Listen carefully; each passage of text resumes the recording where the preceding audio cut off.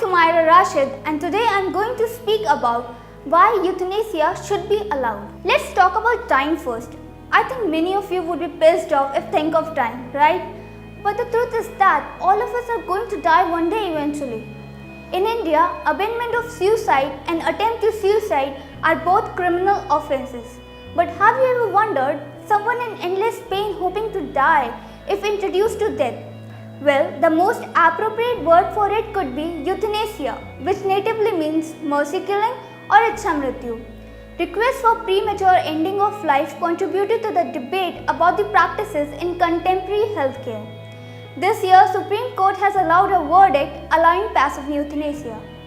To understand this, you need to know what euthanasia actually is. Some people suffer from incurable and debilitating illnesses, having more trouble to live rather than dying.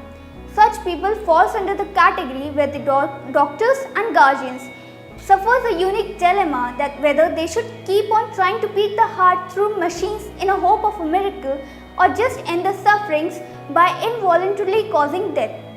Constitution of India includes right to live under Article 21, but euthanasia is an unnatural termination of life which seems incompatible with the verdict, of course. Now the debate lies that, is euthanasia invalid? For this you need to know there are two types of euthanasia, passive and active.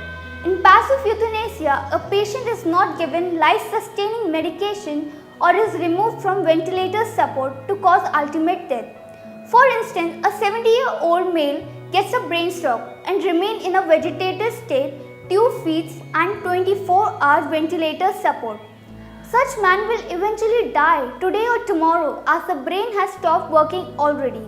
In this case, by family's consent, doctor can stop the life support causing end to his sufferings. Whereas in active euthanasia, the doctor takes an action with the intention that it will cause patient's death by providing lethal injections. So you see, there is no such real difference between active and passive euthanasia, as the actual result is death only.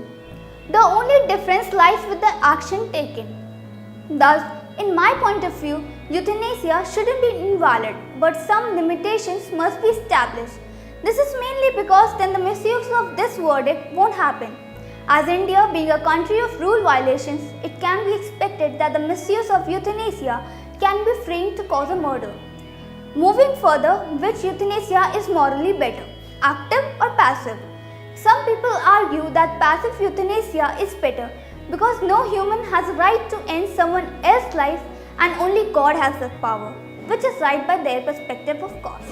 But I think that active euthanasia is morally better because it doesn't give more pain to the patient causing a quick death, whereas passive euthanasia takes time to cause patient's death. Thus, at the end we can conclude that euthanasia should be allowed.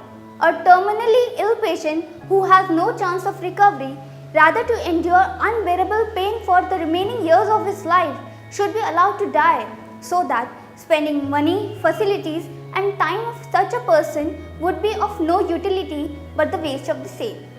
I wonder many of you wouldn't have thought what to do if caught up in such a situation. It's time to think about dying. It's a natural process which no doctor can put an end to. You can prolong it, but they can never put an end to it. Talk about what to do when you die with your loved ones. Death is mandatory and you have no control over it. The only thing you can control is the way you die. So think, accept and take actions. However, in my opinion, if you really want to understand euthanasia, you should first empathize with death and decide by yourself. Thank you.